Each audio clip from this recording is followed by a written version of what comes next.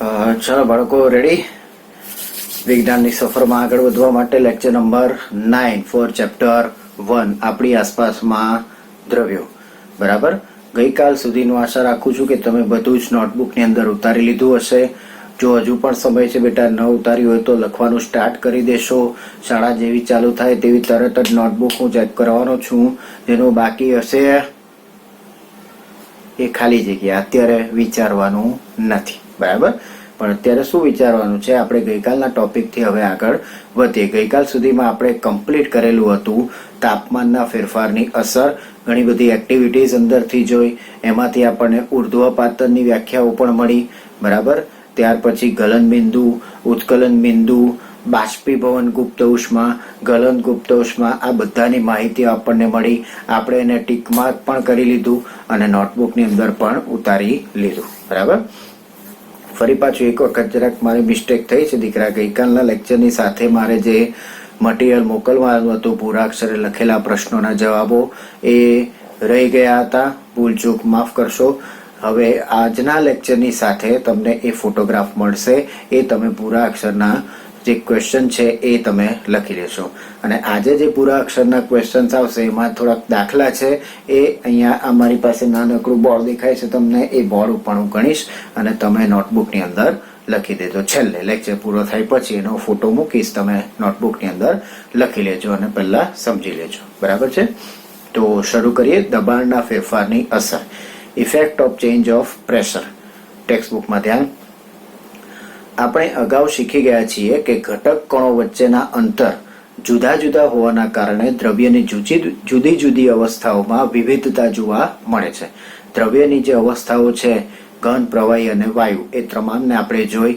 એની અંદર કઈ રીતે કણો ગોઠવાયેલા છે પણ જોયા. આ ઘન પદાર્થના કણો એકબીજા સાથે સજ્જડ બનથી જોડાયેલા, થોડા છૂટા છવાય એટલે પ્રવાહી અને વધુ છૂટા છવાય એટલે વાયુ અવસ્થા. એટલે અહીંયા શરૂઆતમાં કીધું કે ઘટક કણો વચ્ચેના અંતર જુદા જુદા હોવાના કારણે દ્રવ્યની જુદી જુદી અવસ્થાઓમાં વિવિધતા જોવા મળે છે.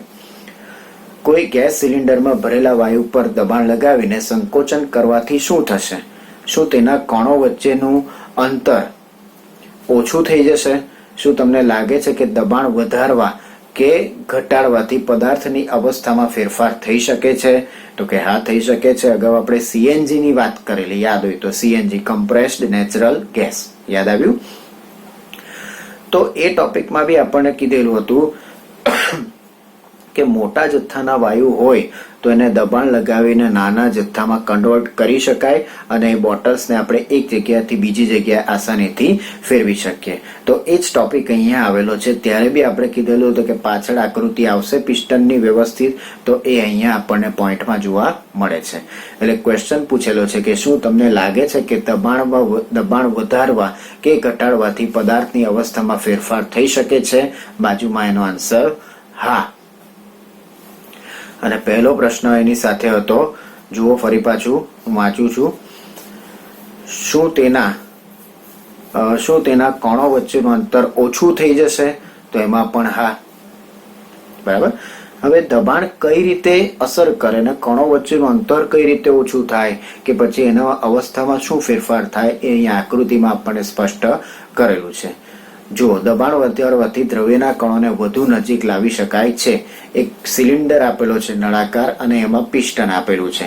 એટલે ફરી પાછું મારી પેન કાઢું છું. આ પિસ્ટન ગણી લઈએ. એને ઉપરથી આપણે પ્રેસ કરશું એટલે નીચે તરફ ધકેલાશે અને નીચે તરફ જેમ જેમ એ ધકેલાશે એમ તમે જુઓ તો પદાર્થના જે કણો છે એ એકબીજાથી થોડા છૂટા હતા. ધીમે ધીમે દબાણ વધારવાથી એકબીજાથી નજીક આવી ગયા અને હજુ વધુ દબાણ આપતા એકબીજા સાથે જોઈન્ટ થઈ ગયા. બરાબર છે? એટલે પહેલી આકૃતિ જે બતાવી છે બેટા, એમાં નળાકાર સિલિન્ડરમાં પિસ્ટન થોડુંક જ દબાણ છે, હજુ દબાણ આપ્યું નથી. બીજા પિસ્ટન વખતે દબાણ આપેલું છે, થોડા વધુ નજીક આવ્યા કણો, અને ત્રીજા પિસ્ટનમાં કણો એકદમ વધારે નજીક આવી ગયા. તો એના પરથી અહીંયા લાઈન લખેલી છે આકૃતિની નીચે, દબાણ વધારવાથી કણોને વધુ નજીક લાવી શકાય છે. ઠીક કરી લો. દબાણ વધારવાથી દ્રવ્યના કણોને વધુ નજીક લાવી શકાય છે. એના પછી નેક્સ્ટ પેરેગ્રાફ. દબાણ વધારવાથી અને તાપમાન ઘટાડવાથી વાયુનું પ્રવાહીમાં રૂપાંતર અથવા તો પરિવર્તન થઈ શકે છે. શું કહે છે? લાઈન કરજો, અંડરલાઈન. દબાણ વધારવાથી, દબાણને વધારી દઈએ, દબાણ વધાર્યું, પણ એની સાથે સાથે ટેમ્પરેચર ઘટાડી દઈએ તો શું થાય? તો કે વાયુનું પ્રવાહીમાં પરિવર્તન એટલે કે રૂપાંતરણ થઈ શકે છે. આપણે આગળ ગઈકાલે એક આકૃતિ જોઈ, જુઓ આગલા પેજ પર. ઘન અવસ્થા ઉષ્મા આપતા પ્રવાહી, પ્રવાહીને ઉષ્મા ઉર્જા આપતા વાયુ અવસ્થામાં, વાયુને ઠંડુ પાડતા પ્રવાહીમાં અને પ્રવાહીને ઠંડુ પાડતા ઘન અવસ્થાની અંદર રૂપાંતરિત થાય. તો એ જ વસ્તુ તો અહીંયા ઠંડુ કરતાનો અર્થ શું? તો કે તાપમાન ઘટાડ્યું એટલે ઠંડુ પડવાનું. સિમ્પલ વસ્તુ છે ને. તમે કોઈ બી પદાર્થને તાપમાન આપી રાખો, એને તાપમાન વધે એટલે ગરમી લાગે, પણ તાપમાન ઘટાડો એટલે ઠંડુ પડે. એટલે અહીંયા શબ્દ છે કે જો દબાણ વધારીએ પણ એની સાથે સાથે જો તાપમાન ઘટાડી દઈએ તો વાયુનું શેમાં અવસ્થામાં રૂપાંતરિત થાય? પ્રવાહી અવસ્થામાં રૂપાંતરણ થઈ શકે છે. બરાબર છે, અંડરલાઈન કરી લીધું. ત્યાર પછી સરસ એક ટોપિક આપેલો છે, કદાચ તમે જાણીતો ટોપિક જ છે તમારો. શું તમે ઘન કાર્બન ડાયોક્સાઇડ એટલે કે CO2 વિશે સાંભળ્યું છે? હા, અવાજ આવી જ ગયો. હા, મને ખબર, જૂના જમાનામાં આવી ગયું છે, જૂના ધોરણોમાં. સરસ, વેરી ગુડ. પણ એ બનાવે કઈ રીતે છે તેની બનાવટ અહીંયા છે. 2 માર્કનો પ્રશ્ન આવશે. ક્યાંથી શરૂ થાય, ક્યાં પૂરો થાય, હું કરાવું છું ટીક માર્ક, પહેલા સમજી લઈએ. તેને ઊંચા ટેક્સ્ટ બુકમાં જો તેને ઊંચા દબાણે સંગૃહિત કરવામાં આવે છે. સંગૃહિત એટલે સંગ્રહ કરવો. જો વાતાવરણીય દબાણ એક વાતાવરણ એટલે કે એટમોસ્ફિયર હોય, ફરી પાછી પૂતળી નીચે નહીં જોતો, તો ઘન CO2 પ્રવાહી અવસ્થામાં આવ્યા વિના સીધો જ વાયુ અવસ્થામાં પરિવર્તિત થઈ જાય છે. તે જ કારણે ઘન CO2 ને સૂકો બરફ, ડ્રાય આઈસ તરીકે ઓળખવામાં આવે છે. શું પ્રોસેસ થાય? ફરી પાછું સમજીએ. પહેલું શું કીધું? એને ઊંચા દબાણે સંગ્રહિત કરો. ધારો કે બહુ ઊંચું દબાણમાં સંગ્રહિત કરેલો છે આની અંદર. પછી કીધું કે જો વાતાવરણીય દબાણ એક વાતાવરણ 1 એટમોસ્ફિયર રાખવામાં આવે તો ઘન CO2 પ્રવાહી અવસ્થામાં આવ્યા વિના શેમાં સીધો જતો રહી? વાયુ અવસ્થામાં પરિવર્તિત થાય. એટલે ઘન CO2 ને સૂકો બરફ તરીકે ઓળખવામાં આવે. બરાબર છે? તો 2 માર્કનો સવાલ. CO2 ને સૂકો બરફ શા માટે કહે છે? ઘન CO2 ને સૂકો બરફ શા માટે કહે છે? ત્યાં નીચે જગ્યા છે, ત્યાં લખી લો ક્વેશ્ચન. ઘન CO2 ને સૂકો બરફ શા માટે કહે છે? તો આન્સર ટીક કરીએ. બીજી લાઈન જુઓ. તેને ઊંચા દબાણે સંગ્રહિત કરવામાં આવે છે. જો વાતાવરણીય દબાણ એક વાતાવરણ હોય તો ઘન CO2 પ્રવાહી અવસ્થામાં આવ્યા વિના સીધો જ વાયુ અવસ્થામાં પરિવર્તિત થઈ જાય છે. તે જ કારણે ઘન CO2 ને સૂકો બરફ કહે છે. અહીંયા સુધીનો એનો આન્સર 2 રૂપિયાનો એટલે કે 2 માર્ક્સનો. ટીક કરી લો. ચાલો, ટીક માર્ક કરી લીધું બેટા? સરસ. નીચેની લાઈન જોઈએ. આ રીતે આપણે કહી શકીએ છીએ કે પદાર્થની અવસ્થાઓ એટલે કે ઘન, પ્રવાહી અને વાયુ દબાણ અને તાપમાન દ્વારા નક્કી થાય છે. બહુ મહત્વની લાઈન છે, ઠીક કરો. પદાર્થની અવસ્થાઓ એટલે કે ઘન હોય, પ્રવાહી હોય કે વાયુ હોય, દબાણ અને તાપમાન દ્વારા જ નક્કી થાય છે. એટલે શરૂઆતમાં આવી ગયું તાપમાનના ફેરફારની અસર, અને હવે આપણે શીખી રહ્યા છીએ દબાણના એટલે કે દબાણની બબાલ છે બધી, દબાણના ફેરફારની અસર. બરાબર? નાનકડું એક કોષ્ટક છે જે તમારે નોટબુકમાં પછીથી ડ્રો કરવાનું રહેશે. માથું ખોઈ માથું ઓળી લો જાય મસ્ત આમ લાગે બાકી. એમાં ઘન, પ્રવાહી અને વાયુ. ઉપર પ્રવાહી આપેલું છે. આપણે ઘન અવસ્થાથી શરૂઆત કરીએ તો જુઓ, ઘન અવસ્થાનો એરો ગલન બાજુ, જો એનું ગલન થાય તો એ પ્રવાહી અવસ્થામાં જાય. પ્રવાહી અવસ્થા બાષ્પીભવન પામે તો એ વાયુ અવસ્થામાં આવે, અને વાયુ અવસ્થાનું નિક્ષેપણ થાય તો એ ઘન અવસ્થામાં આવે. એટલે ત્રણેય અવસ્થા એકબીજા સાથે સંકળાયેલી છે. તમે ઘનમાંથી પ્રવાહીમાં જઈ શકો, પ્રવાહીમાંથી વાયુમાં તો જવાય જ છે, પણ વળી પાછું વાયુમાંથી ઘન અવસ્થામાં આવી શકાય છે. એનું ઉત્કૃષ્ટ ઉદાહરણ પર શબ્દો જુઓ, 3 અલગ છે. ઘન અવસ્થાને પીગાળો એટલે કે ગલન કરો તો પ્રવાહી, પ્રવાહીને બાષ્પીભવન પમાડો તો વાયુ, અને વાયુનું નિક્ષેપણ કરીએ તો એને ઘન કહેવામાં આવે. નિક્ષેપણની વ્યાખ્યા આપણે ટીક માર્ક કરી. ઉર્ધ્વપાતનની સાથે નિક્ષેપણ હતું, બરાબર, કે વાયુમાંથી સીધું ઘન અવસ્થામાં રૂપાંતરિત થાય તો એને નિક્ષેપણ કહેવાય. બરાબર. બીજો એરો જોઈએ તો બીજા એરામાં ઘન અવસ્થાનું જો ઉર્ધ્વપાતન થાય તો હવે પ્રવાહી બાજુ નહીં જશે. બીજો એરો ઉર્ધ્વપાતન એટલે સીધું વાયુ અવસ્થામાં છે. વાયુ અવસ્થાનું સંઘનન થશે તો એ પ્રવાહીમાં જશે, અને પ્રવાહીનું ઘનીકરણ થશે એટલે કે ઠારણ થશે તો એ ઘન અવસ્થાની અંદર રૂપાંતરિત થયેલું હશે. શબ્દો જો ખતરનાક: ગલન, ઘનીકરણ, ઠારણ, ઉર્ધ્વપાતન, નિક્ષેપણ, બાષ્પીભવન, સંઘનન. પણ બધાનો એક યોગ્ય મિનિંગ છે અહીંયા બેટા. ઉર્ધ્વપાતન નિક્ષેપણની વ્યાખ્યા આપણે ટીક માર્ક કરી. ગલન ને ઘનીકરણ તો સીધી વસ્તુ છે કે ગાળ્યું એટલે ગલન થયું, પીગલન થયું એટલે ઘન અવસ્થામાંથી પ્રવાહીમાં. અને હવે આપણે શીખવાના છીએ પ્રવાહીમાંથી વાયુમાં જવાની ઘટના એટલે કે બાષ્પીભવન. બરાબર છે. ફરી પાછું કહું છું, આ આકૃતિ ડ્રો કરવાની છે, નાનકડી આકૃતિ છે, ચીલું પીલું, એને તમે નોટબુકમાં ડ્રો કરવાની સરસ નામ નિર્દેશન સાથે. બરાબર. હવે પૂરા અક્ષરે પ્રશ્નો છે, આપણે બોર્ડ ઉપર હમણાં થોડી વારમાં સમજીશું, પણ એ પહેલા આપણે બાષ્પીભવન વિશેની થોડી માહિતી મેળવી લઈએ. ઇવાપોરેશન એટલે બાષ્પીભવન. બરાબર. રાષ્ટ્રપતિ ભવનનો ભાઈ એટલે બાષ્પીભવન. બાકી ચાલ આગળ જુઓ ટેક્સ્ટબુકમાં, ધ્યાન મારી બાજુ નહીં જોતા. દ્રવ્યની અવસ્થા બદલવા માટે શું ઉષ્મા આપવી કે દબાણ બદલવું આવશ્યક છે? Question mark. શું કહે છે? દ્રવ્યની અવસ્થા બદલવા માટે શું ઉષ્મા આપવી કે દબાણ બદલવું આવશ્યક છે? શું આપણા જીવનમાં રોજિંદા આપણા રોજિંદા જીવનમાંથી તમે એવું કોઈ ઉદાહરણ આપી શકો છો કે જેમાં કોઈ પ્રવાહી તેના ઉત્કલન બિંદુ જેટલા તાપમાને પહોંચ્યા વિના જ વાયુ અવસ્થામાં રૂપાંતરિત થાય છે અથવા તો રૂપાંતર પામે છે? એટલે શું કહે છે અહીંયા? બહુ સરસ મુદ્દો છે કે ઉત્કલન બિંદુ પ્રવાહીનું કેટલું, તો કે 100 સેલ્સિયસ. એ 100 સેલ્સિયસ ટેમ્પરેચર સુધી પહોંચે ને એ પહેલા જ એ વાયુ અવસ્થામાં રૂપાંતરિત થઈ જાય. એવું કોઈ ઉદાહરણ જાણો છો ડેઈલી લાઈફમાં આવતું હોય તેવું? તો જુઓ, પાણીને વાતાવરણમાં ખુલ્લું રાખવામાં આવે તો તે ધીરે ધીરે વરાળમાં રૂપાંતરિત થઈ જાય છે.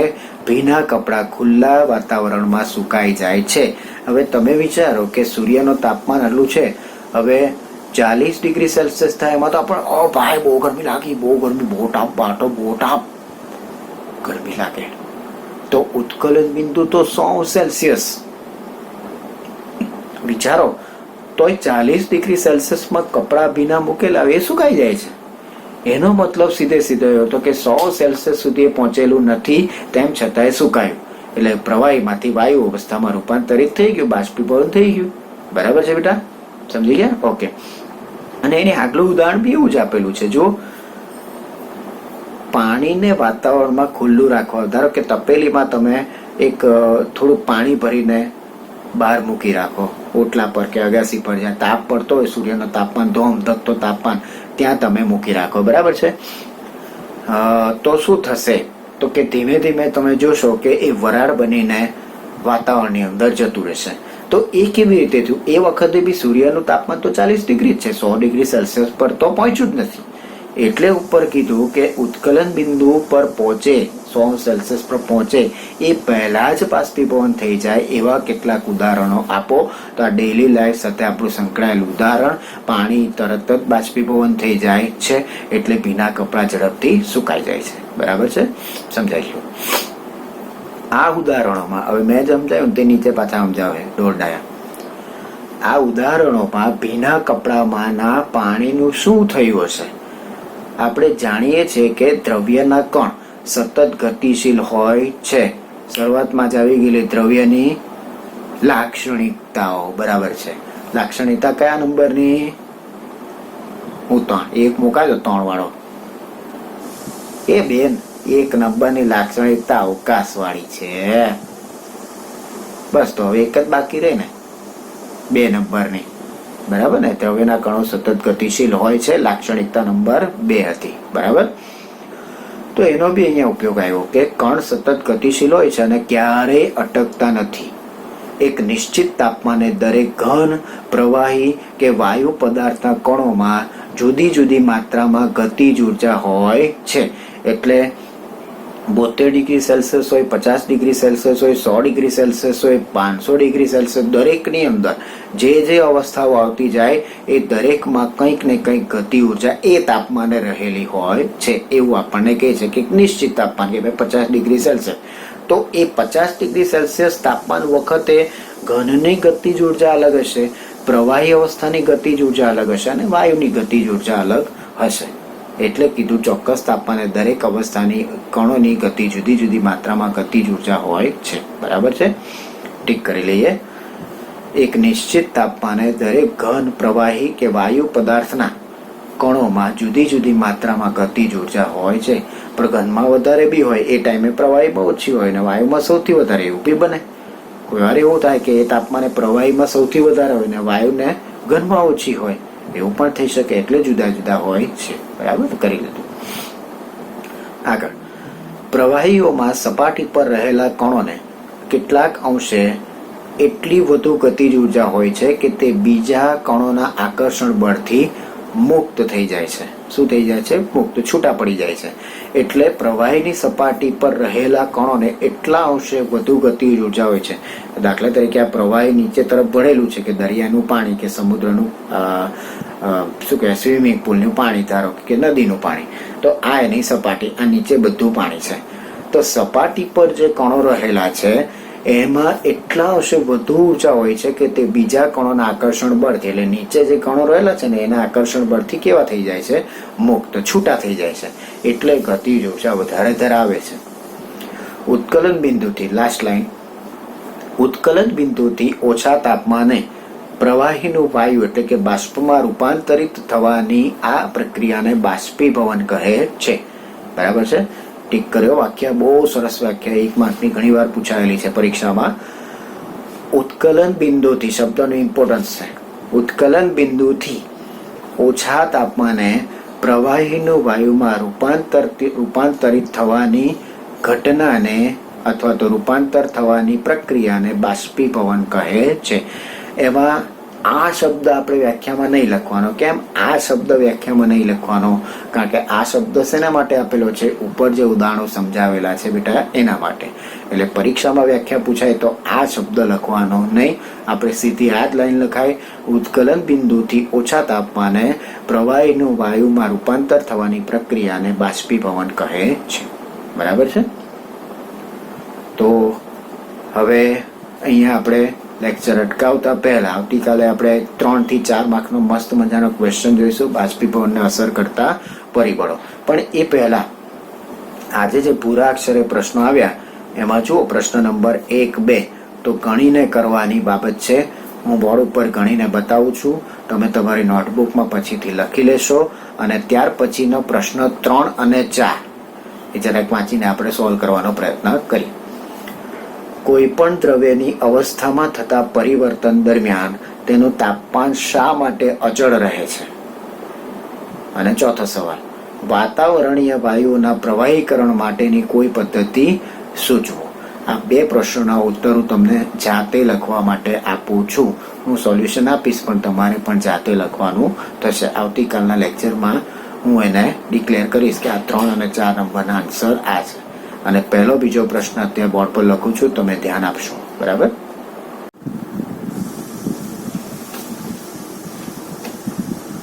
ચલો બાળકો, અહીંયા જે 2 પ્રશ્નો આપણને પૂરા અક્ષરમાં આપેલા છે એ 2 પ્રશ્નો મેં બોર્ડ ઉપર લખેલા છે. પહેલો પ્રશ્ન કીધો છે અંશ સેલ્સિયસમાં ફેરવો અને બીજો એની અંદર 2 છે 330 કેલ્વિન, 573 કેલ્વિન. બરાબર છે. તો આપણને નિયમની અંદર આવેલું હતું કે જ્યારે કેલ્વિનને ડિગ્રી સેલ્સિયસમાં ફેરવવું હોય ત્યારે શું કરવું પડે? તો કે 273 માઇનસ કરવાના થાય. બરાબર. એનો મતલબ કે આ 330 માંથી મારે 273 બાદ કરવાના છે.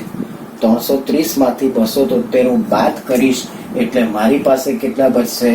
આપણે વિચારીએ તો 73 અને 27 એટલે 300 થયા અને બીજા આ 30 એટલે 30 + 27, 30 + 27 એટલે થશે 57 અને પછી લખીશું આપણે ડિગ્રી સેલ્સિયસ.